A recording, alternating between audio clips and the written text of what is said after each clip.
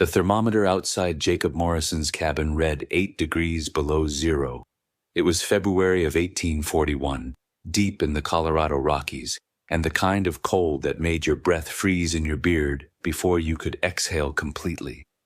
Inside every other cabin in the small trapping community of Beaver Creek, men huddled close to roaring fires, burning through their winter wood supply at an alarming rate, wrapped in every blanket and buffalo robe they owned.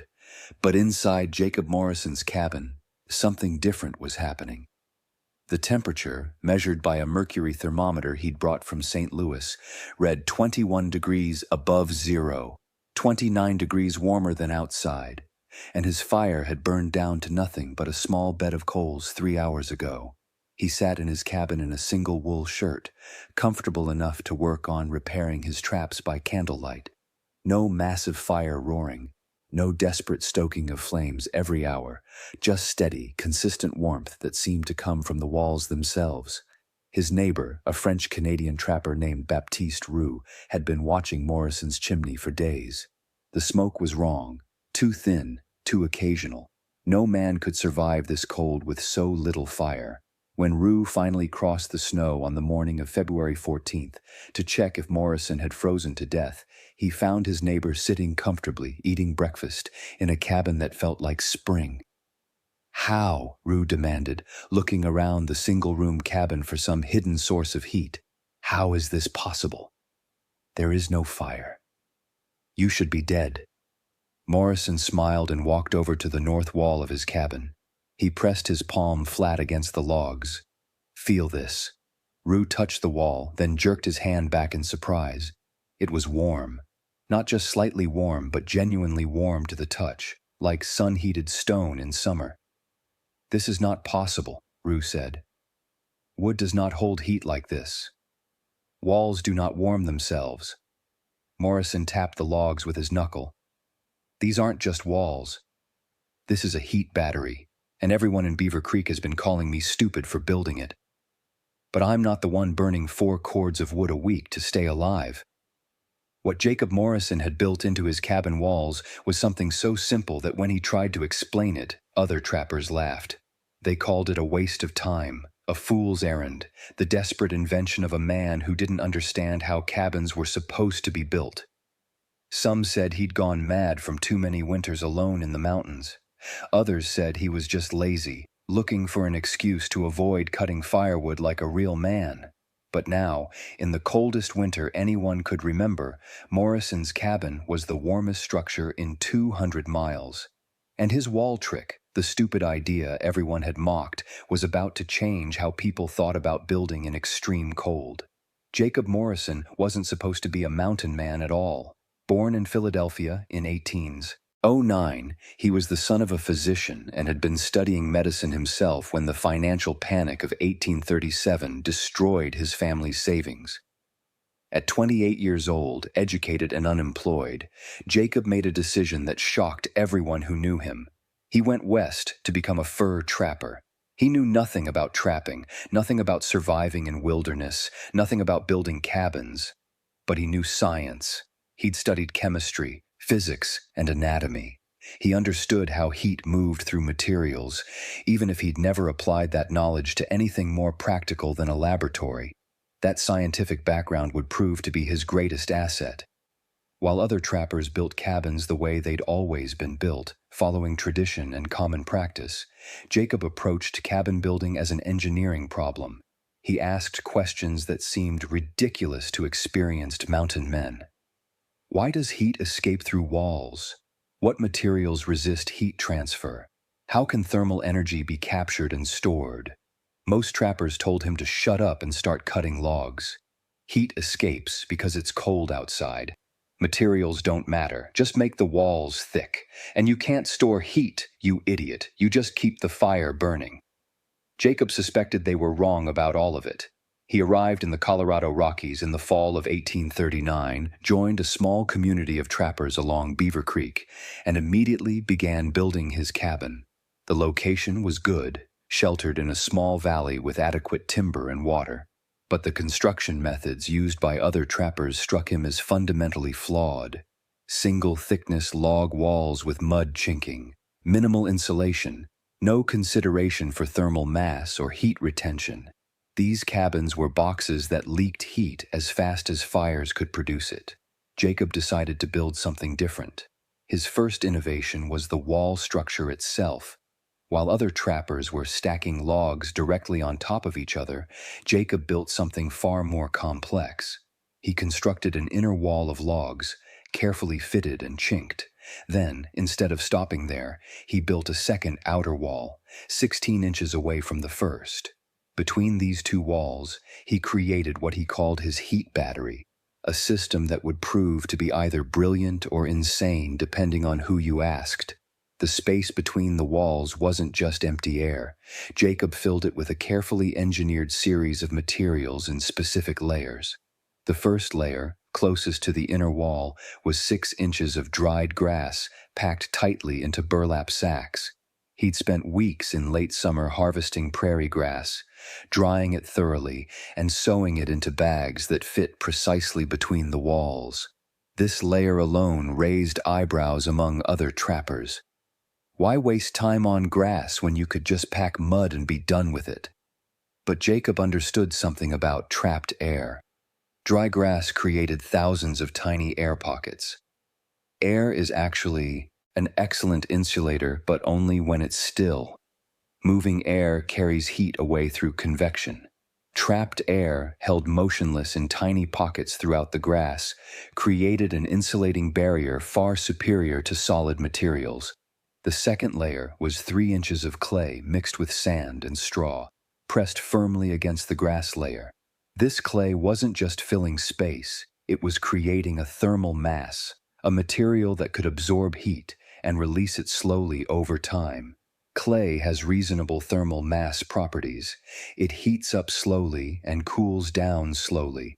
By positioning this clay layer between the insulating grass and the outer wall, Jacob created a buffer that would store warmth and prevent rapid heat loss.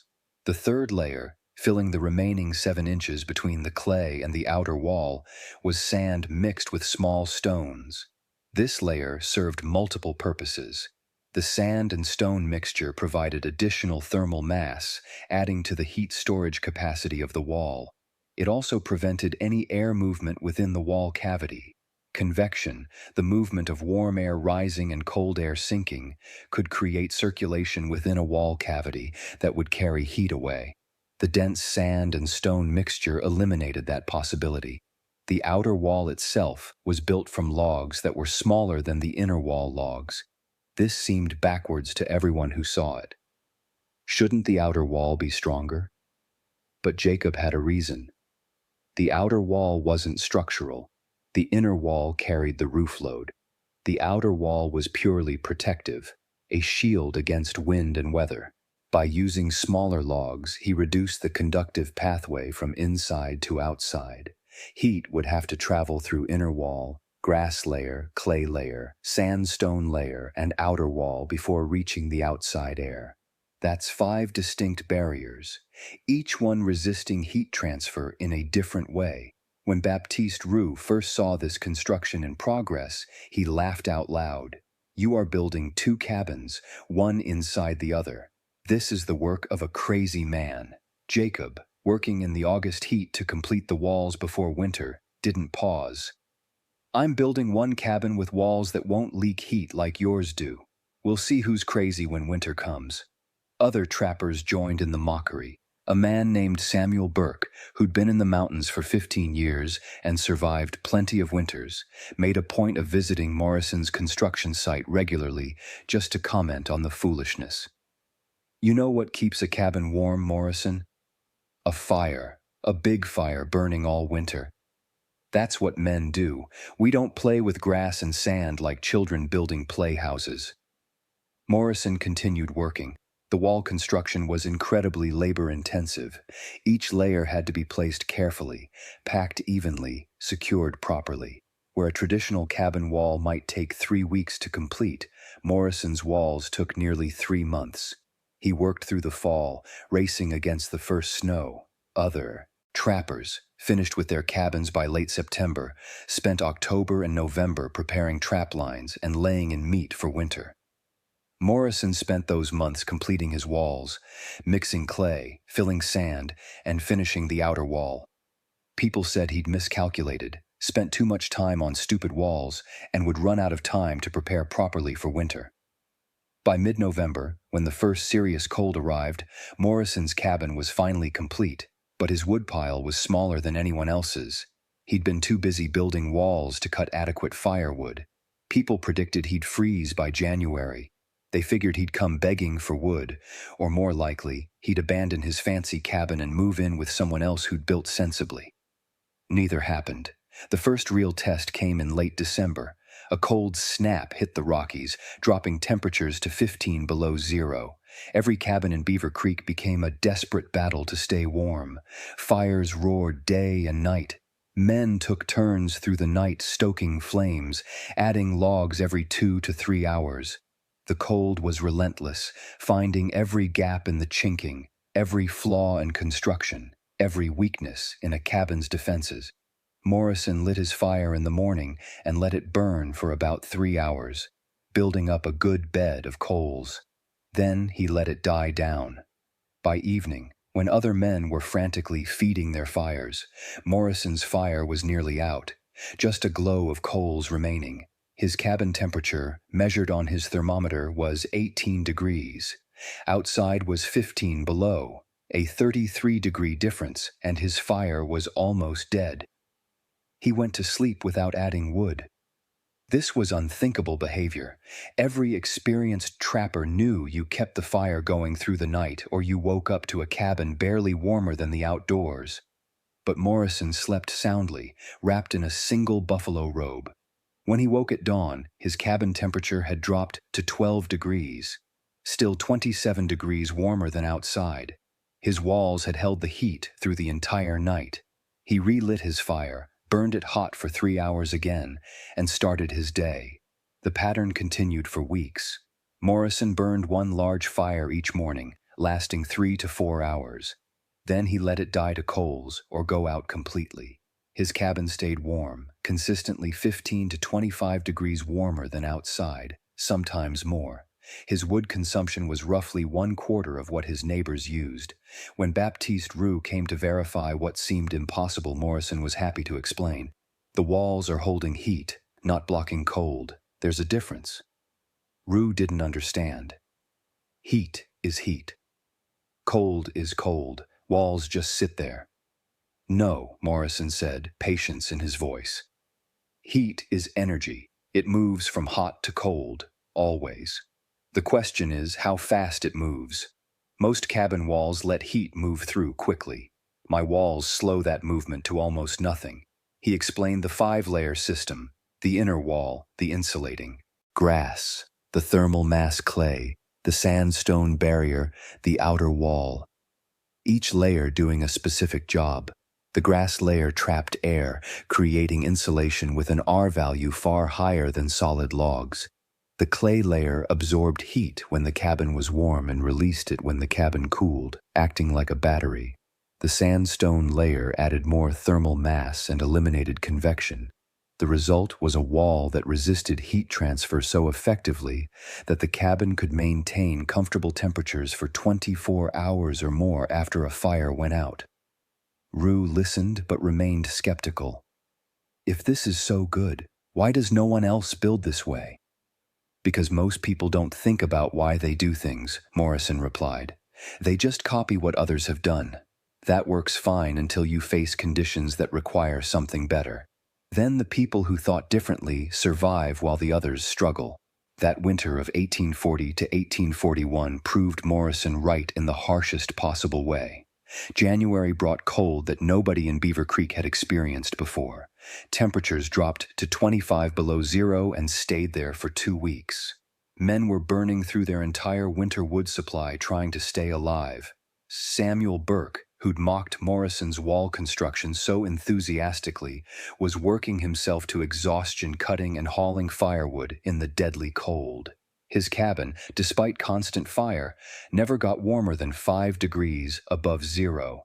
Burke's hands were covered in frostbite from the hours spent outside cutting wood.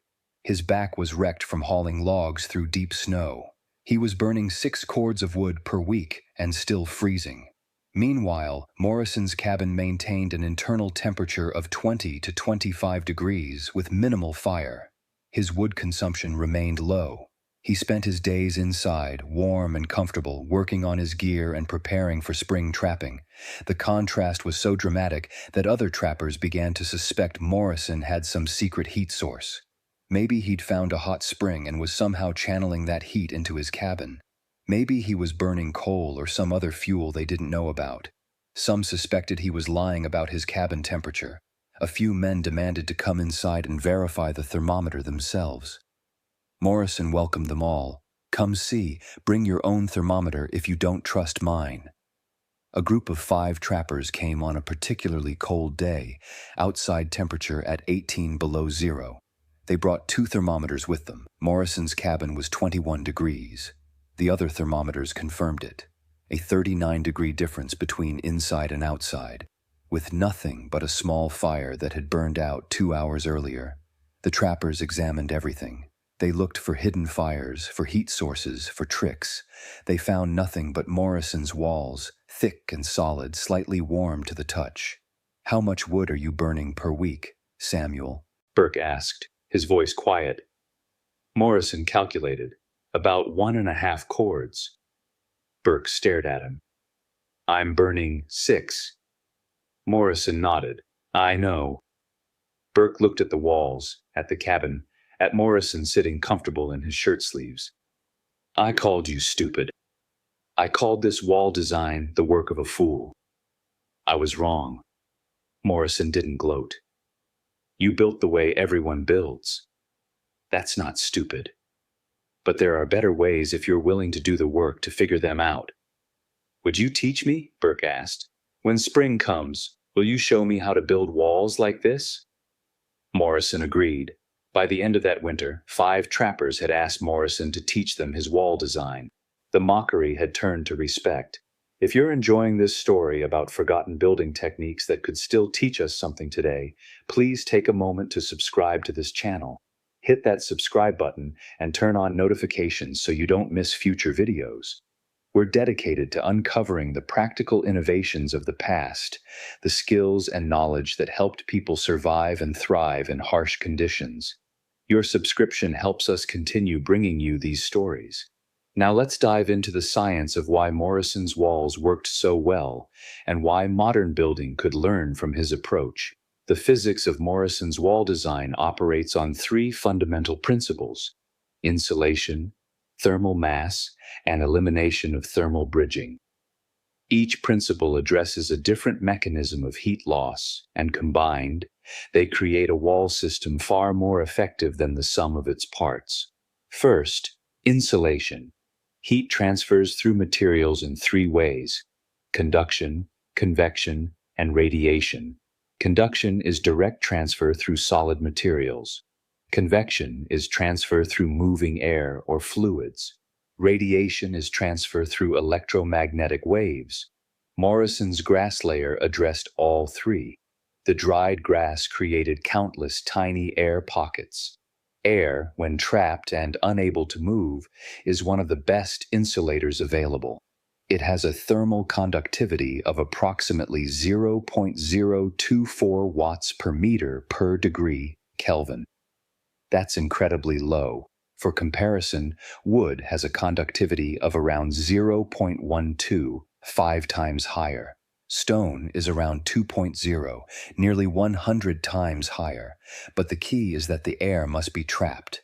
Moving air carries heat through convection.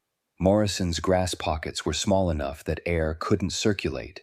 Each pocket was isolated. Heat couldn't move through the layer via convection. It had to conduct through the grass material itself, which is mostly hollow plant fibers, also excellent insulators. The grass layer also reduced radiation. While radiation isn't a major heat transfer mechanism through walls, it does occur. The complex structure of the grass scattered and absorbed radiant heat, preventing it from passing through. Modern fiberglass insulation works on exactly the same principle. It's just glass fibers, creating tiny air pockets. The principle Morrison discovered in 1840 is the same principle we use today in every insulated building. He figured it out with grass and burlap sacks, but the physics is identical. Second, thermal mass. This is where Morrison's design went beyond simple insulation. The clay layer, positioned between the insulating grass and the outer wall, acted as thermal storage. Thermal mass is the ability of a material to absorb, store, and release heat energy. Materials with high thermal mass heat up slowly and cool down slowly. Clay has moderate to high thermal mass. Its specific heat capacity is approximately 0.2 calories per gram per degree Celsius. This means it takes significant energy to change clay's temperature. When Morrison's cabin was warm from a fire, the clay layer in the walls would absorb that heat. The grass insulation on the inside slowed heat loss, giving the clay time to warm up thoroughly. Once warmed, the clay would release that heat slowly over many hours, continuing to warm the cabin even after the fire died. This created a thermal flywheel effect. The cabin temperature didn't spike and crash with the fire. Instead, it rose gradually as the fire burned and the thermal mass charged. Then it declined gradually as the mass discharged, releasing stored heat. The result was much more stable interior temperatures. Modern builders use thermal mass in the form of concrete, masonry, or specialized phase change materials. But the principle is the same. Store heat when abundant, release it when needed. Morrison figured this out with clay and sand in 1840. Third, elimination of thermal bridging.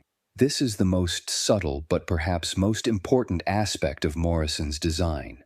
Thermal bridging occurs when a conductive material creates a pathway for heat to bypass insulation. In a standard log cabin, the logs themselves are thermal bridges. Wood conducts heat reasonably well. A log wall 12 inches thick provides some insulation, but heat conducts through the logs from inside to outside. The R value of a 12-inch log wall is around 12 to 15, depending on wood type and moisture content. Morrison's design dramatically reduced thermal bridging. The path heat had to travel was not through solid material but through multiple layers of different materials. Heat had to conduct through the inner log wall, then through the grass insulation layer, which it could only do very slowly, then through the clay thermal mass, then through the sandstone layer, then through the outer wall. Each interface between materials created resistance. Heat doesn't transfer easily from one material to another, especially when they have different densities and thermal properties. The total R value of Morrison's wall system, calculated using modern methods, would be approximately 35 to 40. That's 2 to 3 times higher than the standard log walls his neighbors built. In practical terms, this meant his walls lost heat at 1/3 the rate of standard construction. The 29-degree temperature difference Morrison achieved wasn't magic or exaggeration. It was straightforward physics. His cabin lost heat slowly enough that a few hours of fire could maintain comfortable temperatures for 24 hours or more. His neighbors' cabins lost heat so rapidly that constant fire couldn't keep up with the losses. There's a mathematical relationship between heat loss rate, fire energy input, and interior temperature. Morrison had dramatically reduced heat loss rate. This meant he needed far less energy input to maintain temperature. The formula is simple. Heat loss equals surface area times U value times temperature difference. Morrison couldn't change surface area. His cabin size was fixed. He couldn't change temperature difference. Winter was winter. But he could change U value, the inverse of R value, which represents how easily heat passes through a barrier. By increasing R value from 15 to 40, he decreased U value by almost 2/3. This directly translated to 2/3 reduction in heat loss. The practical result was visible in wood consumption.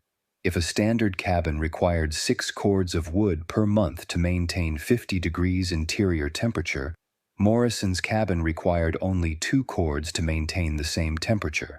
Same cabin size, same outside conditions, but 1/3 the energy requirement. This is the power of proper insulation and thermal mass. Modern building science confirms everything Morrison discovered. Today, we use fiberglass or spray foam instead of grass, but the principle is the same: trap air in a non-conductive matrix. We use concrete or masonry instead of clay, but again, the principle is thermal mass storage. We understand thermal bridging and go to great lengths to eliminate it with thermal breaks and careful detailing. Morrison did all of this in 1840 with materials available in the wilderness. He didn't have building science textbooks. He had observation, thought, experimentation, and a willingness to try something different. The knowledge of Morrison's wall design spread through the mountain man community over the next several years. Not rapidly, not universally, but steadily. The trappers who'd asked him to teach them built their own versions in the spring and summer of 1841.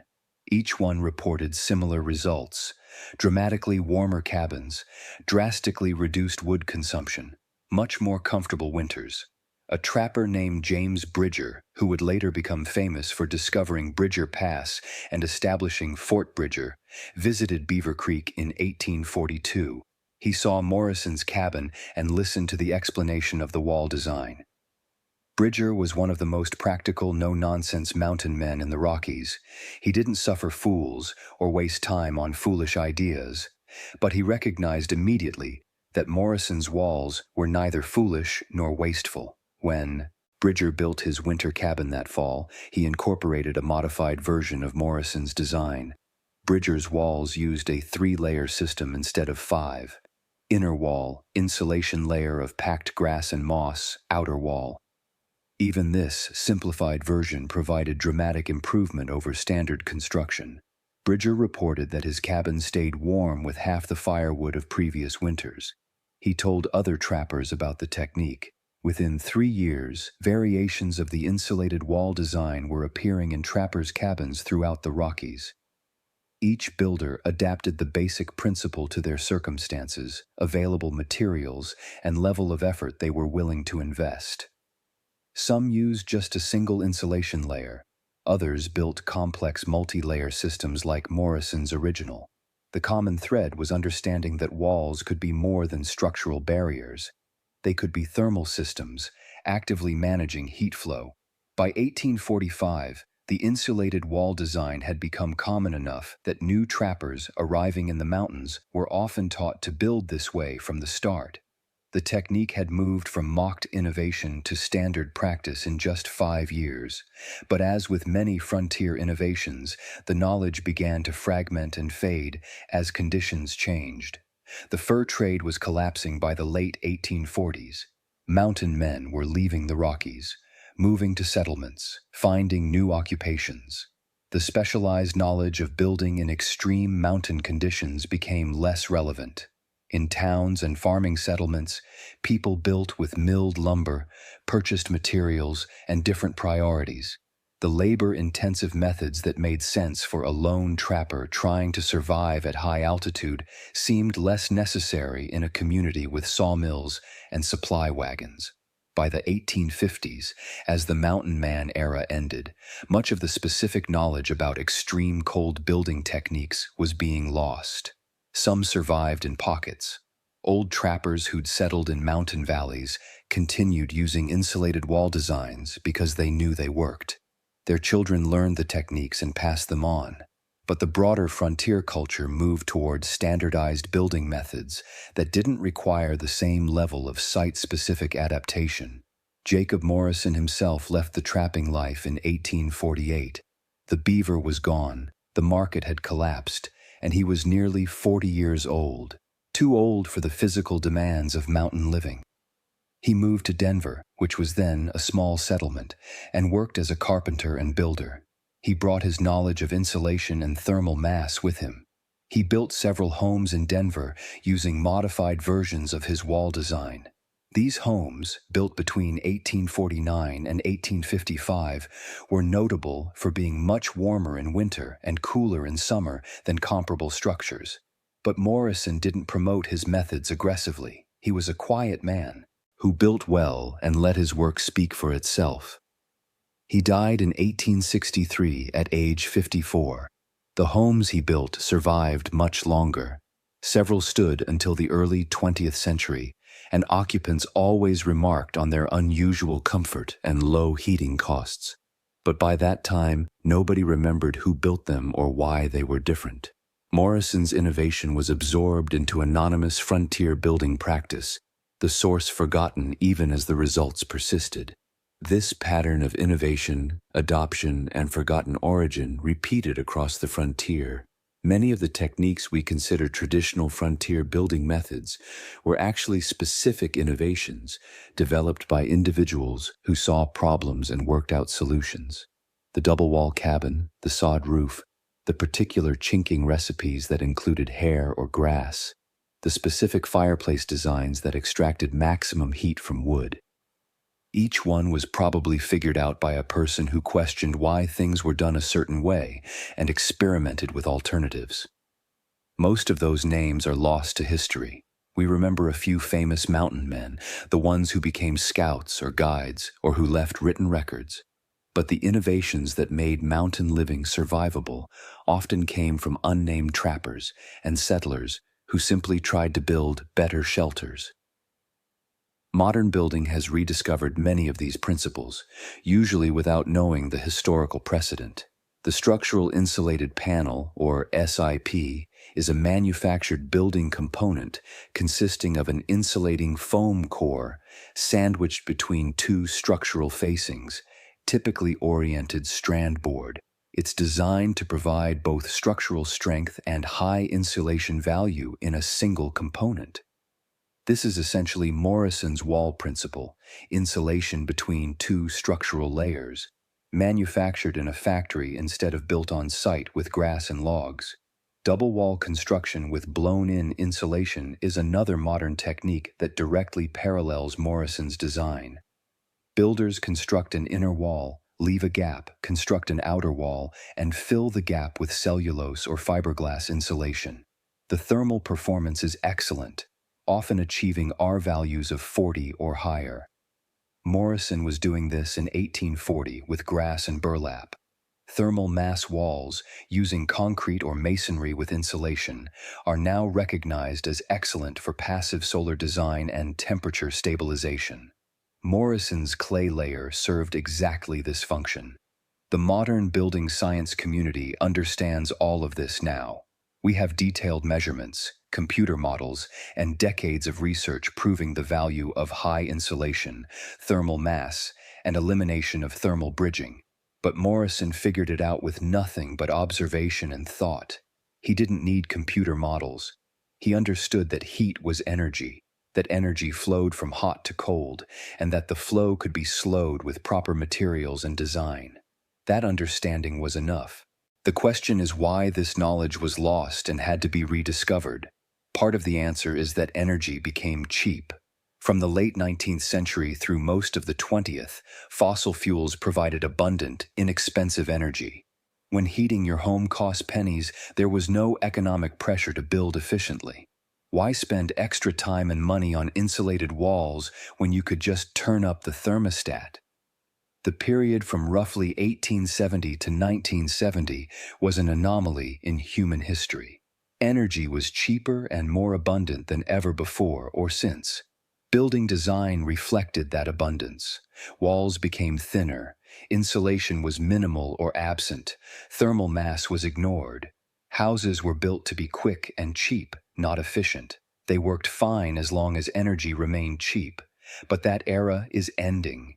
Energy costs are rising. Climate concerns are mounting. The need for efficient buildings is becoming urgent again, and suddenly, we're rediscovering principles that mountain men like Jacob Morrison understood in 1840. The modern green building movement, the passive house standard, the push for net zero energy homes. All of this involves the same basic principles: high insulation values, thermal mass for stability, elimination of thermal bridging, air sealing to prevent convection losses. These are not new ideas, they're very old ideas that we forgot and are now remembering. The specific techniques are different. Morrison used grass and clay. We use spray foam and rigid insulation, but the physics is the same. Heat is energy. Energy flows from hot to cold. Slow that flow, and you need less energy input to maintain comfort. Simple, obvious, and forgotten for over a century. Morrison's 29-degree temperature difference isn't achievable in every climate or every situation. In extremely cold conditions, with high wind, the temperature difference might be less. In more moderate conditions, it might be more. But the principle holds. A well-insulated, thermally massive wall will maintain a much larger temperature difference between inside and outside than a standard wall. Modern super-insulated homes routinely achieve 30 to 40-degree temperature differences with minimal heating. Morrison was doing the same thing nearly 200 years ago. The comparison between Morrison's cabin and his neighbors' cabins in that winter of 1840 to 1841 is a controlled experiment demonstrating the value of good building design. Same climate, same outside temperatures, similar cabin sizes. The only variable was wall design. The results were dramatic and measurable. Morrison's cabin was consistently 25 to 30 degrees warmer with 1/4 the wood consumption. That's not subjective or anecdotal. That's quantifiable performance difference resulting directly from better design. If modern builders could achieve that kind of improvement in heating efficiency, the impact would be enormous. Residential heating accounts for roughly 40% of energy use in cold climates. Reducing that by 75% would transform energy consumption patterns. We have the knowledge to do it. The barrier is not technical, it's economic and cultural. Building efficiently costs more upfront. It requires more design time, more material, more labor. But the lifetime savings are substantial. This is the same calculation Morrison made in 1840. Spend extra time building walls properly, save enormous amounts of wood over the life of the cabin. The upfront investment pays long-term dividends. Most modern builders and homeowners don't make that calculation. They optimize for minimum first cost, not minimum lifetime cost. This is economically irrational but psychologically understandable. We're not good at valuing future benefits against present costs. Morrison, facing the immediate prospect of freezing to death if his cabin didn't work, had motivation to think long-term. He knew he'd be living in that cabin for years. The extra months spent building walls properly would be repaid every single winter. His neighbors, following standard practice, paid the price for their haste. They built quickly and suffered for years. Morrison built slowly and lived comfortably. The lesson is clear, but rarely learned. The story of Morrison's wall design also illustrates the importance of understanding principles rather than just copying techniques.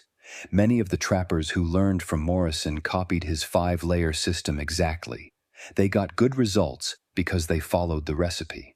But some trappers, like James Bridger, understood the underlying principle. Insulation slows heat flow.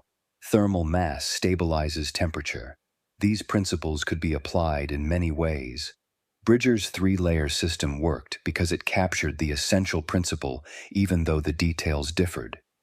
This distinction between principle and technique matters because conditions vary. What works in one climate might not work in another. What makes sense with one set of available materials might not make sense with different materials.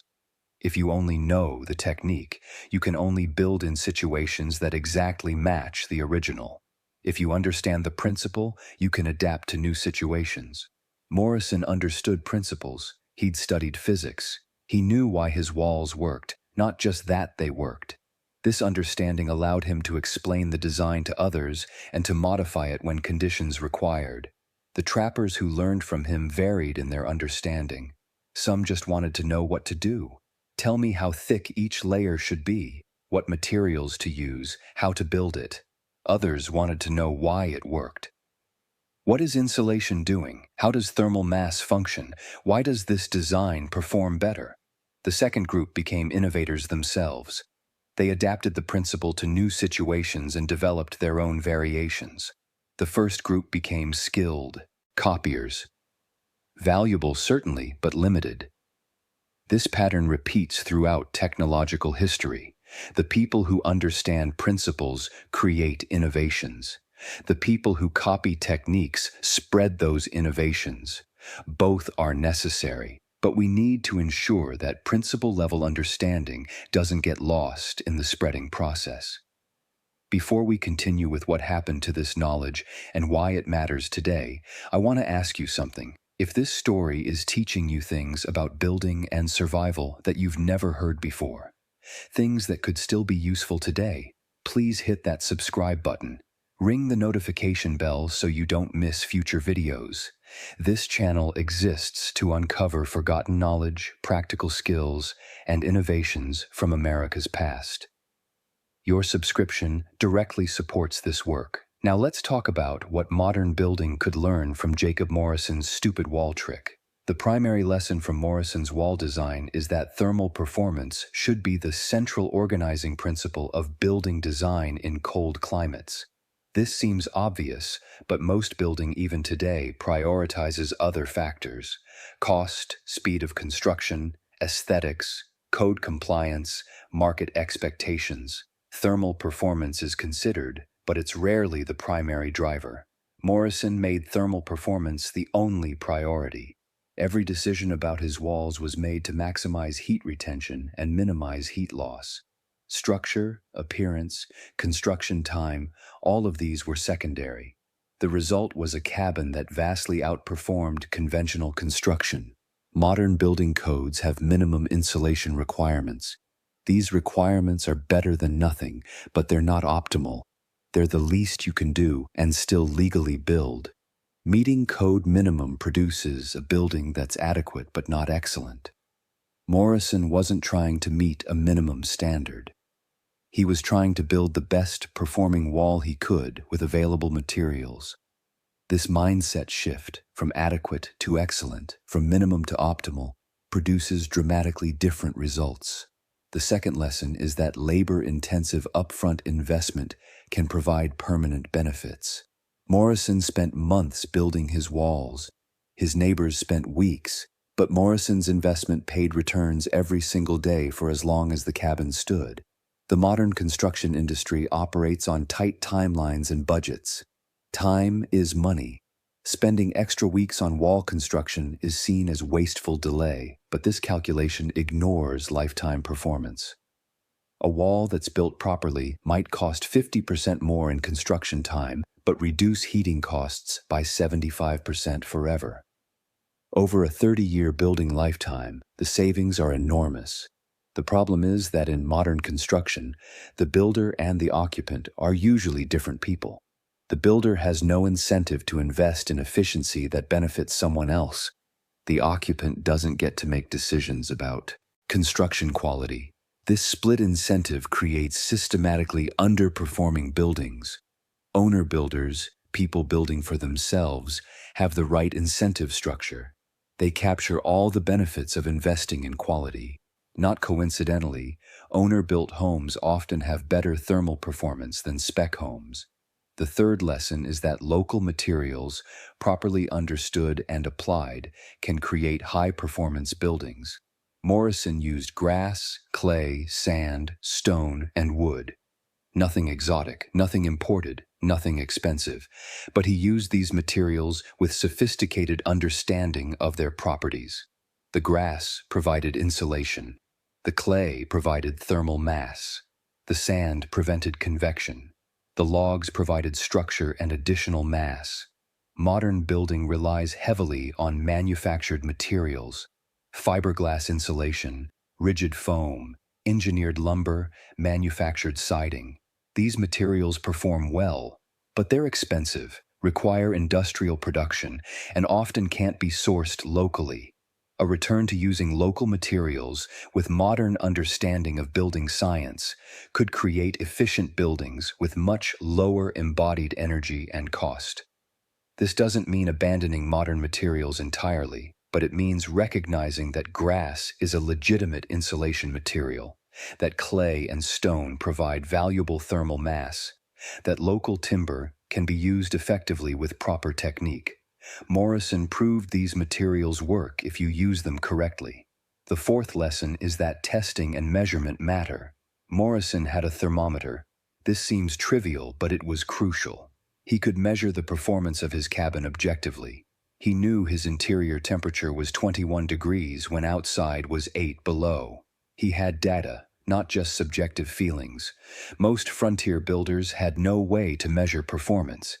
They knew subjectively if they were cold, but they couldn't quantify the difference between one cabin and another. Morrison could. This allowed him to prove his design worked. It also allowed him to optimize. If he changed something and the temperature dropped, he knew that change hurt performance. Modern building needs more measurement. Most homes have no data on energy performance beyond monthly utility bills. We don't know where heat is being lost, how different rooms perform, what changes would improve efficiency. Adding simple temperature and humidity sensors throughout a building provides data that enables optimization. Morrison understood this in 1840. We should understand it now. The fifth lesson is that breakthrough improvements often come from questioning basic assumptions. Everyone assumed cabin walls were a single thickness of logs with chinking. That was how cabins were built. Morrison questioned that assumption. Why one thickness? Why not two? Why not space between them? Why not fill that space with materials that resist heat flow? These questions seemed stupid to experienced builders, but they led to a design that dramatically outperformed conventional wisdom. Modern building has its own unquestioned assumptions. Walls should be wood-framed 2x6s on 16-inch centers. Insulation goes in the stud bays. Drywall goes on the inside. Siding goes on the outside. This is how houses are built. But why? Is it optimal, or is it just what we've always done? Some builders are questioning these assumptions. They're building double-stud walls with deep insulation cavities. They're using structural insulated panels. They're building with insulated concrete forms. These approaches often outperform conventional framing, but they're still considered alternative or unusual. Morrison's wall was alternative and unusual too, until winter proved it was simply better. The sixth lesson is that comfort and efficiency go together. Morrison's cabin wasn't just cheaper to heat, it was more comfortable. The walls were warm to the touch, the temperature was stable, there were no drafts, no cold spots, no constant battle with the fire. Comfort and efficiency are not trade-offs, they're complementary. A well-insulated, well-sealed building with good thermal mass is both comfortable and efficient. Modern building often treats these as separate issues. We add heating capacity to overcome poor building performance, then we're uncomfortable because the forced air system creates drafts and temperature swings. Morrison's approach was different. Build the envelope so well that minimal heat input creates stable comfort. This is the passive house approach. Super insulate, eliminate thermal bridges, seal air leaks, add ventilation with heat recovery. The result is a building that's comfortable with very little active heating or cooling. Morrison was doing passive house design in 1840. He just called it building properly. The practical application of Morrison's lessons to modern building is straightforward but not easy. Start with a heat loss calculation. How much energy leaves your building per hour per degree of temperature difference? This is the building's heat loss coefficient. Reduce this number as much as practically possible. Add insulation. Eliminate thermal bridges. Seal air leaks. Add thermal mass where it makes sense. Each improvement reduces the heat loss coefficient. A lower coefficient means less energy needed to maintain comfort. This is exactly what Morrison did. He didn't calculate it formally, but he understood intuitively that reducing heat loss was the goal. Once heat loss is minimized, size the heating system appropriately. Most buildings are overheated because they're under-insulated. Massive furnaces compensate for heat leaking out. In a well-insulated building, a small heating system is adequate. Morrison's small fire, burning a few hours per day, was adequate because his walls held the heat. This is counterintuitive to most people. We think more heating capacity equals more warmth, but it's backwards. Better walls equal more warmth. Less heating capacity is then required. The challenge in modern building is that better walls cost more upfront. Spray foam insulation, triple pane windows, careful air sealing, these things increase construction cost. In a market where buyers compare homes primarily on price per square foot, the more expensive efficient home seems like a bad deal, but over the building's lifetime, it's a much better deal. The problem is that the upfront cost is visible and immediate. The lifetime savings are invisible and future. This is a market failure. We systematically underinvest in efficiency because we can't properly value future benefits. Some jurisdictions are addressing this with building codes that require higher efficiency.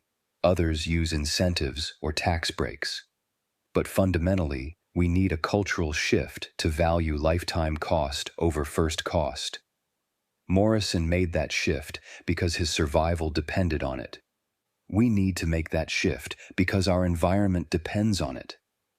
The story of Jacob Morrison's wall design ends not with his death or the decline of mountain man culture, but with the question of what we choose to remember and apply. Morrison's walls worked. They achieved measured, documented performance dramatically better than conventional construction. The principle behind his design is solid physics. The techniques he used can be adapted with modern materials and understanding. Everything we need to know to build efficient, comfortable homes is either already known or easily discoverable. The question is whether we choose to apply that knowledge. For most of history, building efficiently was a survival necessity. If your shelter didn't work, you froze. This provided strong incentive to get it right. In the era of cheap energy, that incentive disappeared. We could build poorly and compensate with abundant heating fuel. But that era is ending. Energy is no longer cheap. Climate change is making efficiency urgent. We need to relearn the lessons that mountain men like Jacob Morrison figured out the hard way. Morrison's 29-degree temperature difference wasn't a miracle. It was the result of understanding how heat moves, choosing materials that resist heat flow, and being willing to invest the effort to build properly. These principles apply today as much as they did in 1840. We can build homes that maintain large temperature differences between inside and outside with minimal energy input. We can create comfortable, stable environments that don't require constant mechanical heating. We can reduce building energy consumption by 75% or more using known techniques. The knowledge exists. The question is whether we have the will to use it. Morrison was mocked for his stupid wall trick. Then winter came and proved his trick was wisdom. We're facing our own winter, a future where energy is expensive and emissions must be reduced. The builders who understand thermal performance, who invest in proper envelopes, who prioritize efficiency over speed. These builders will be vindicated just as Morrison was, and the rest of us will be cold, burning through resources at unsustainable rates, wondering why we didn't listen. The cabin Morrison built stood for 40 years. When it was finally demolished in 1888 to make way for a new house, the walls were examined. The grass insulation was still intact and functional. The clay layer was solid. The structure had survived decades with minimal maintenance. The new house, built with modern 1880s techniques, was less thermally efficient than the cabin it replaced. Progress isn't always forward. Sometimes we lose knowledge faster than we gain it. Morrison's wall trick was stupid to people who didn't understand it. To those who did, it was brilliant. The difference was knowledge, specifically understanding of how heat behaves and how materials resist heat flow. That knowledge is more accessible now than ever before. We have textbooks, online resources, building science courses, professional expertise. There's no excuse for ignorance. Yet we continue building homes that leak heat, like Morrison's neighbors' cabins leaked heat. We continue wasting energy that could be conserved with better design. We continue choosing short-term savings over long-term efficiency. Jacob Morrison, sitting in his warm cabin while his neighbors froze, proved that one person thinking differently can achieve results far superior to the crowd following convention. His wall design was the result of asking why instead of accepting how. Why do walls lose heat? Because they're conductive. What resists conduction? Insulation and air gaps. Why do temperatures spike and crash? Because there's no thermal mass. What provides mass? Clay and stone. The questions were simple. The answers were accessible. The results were transformative. We need more builders asking why. We need more people willing to question assumptions and try alternatives. We need more Jacob Morrisons, building walls that seem stupid until winter proves them wise. The knowledge from Morrison's cabin didn't disappear completely. It's there in scattered references, in old builders who remember their grandfathers talking about double wall construction, in the few surviving structures that still show unusual efficiency. The knowledge is recoverable. The question is whether we recover it in time. Thank you for watching this story about Jacob Morrison and his wall design that kept his cabin 29 degrees warmer than everyone else's. If you found value here, share it with someone who might benefit. And remember, the innovations that matter most are often the ones people mock until they're proven right. Sometimes the stupid trick is the smartest thing you can do. Keep questioning, keep building, keep learning from the past to create a better future.